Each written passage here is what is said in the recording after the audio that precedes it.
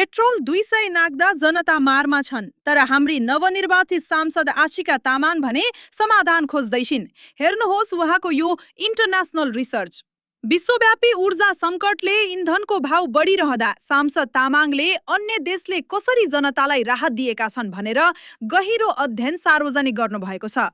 Bharat, Italy, अस्ट्रेलियादेखि क्यानाडासम्मले इन्धनमा लाग्ने कर घटाएर जनतालाई महँगीबाट बचाएका छन्। नेपालमा अझै पनि 1 लिटर पेट्रोलमा 62 रुपैयाँ र डिजेलमा 43 रुपैयाँ कर लाग्छ।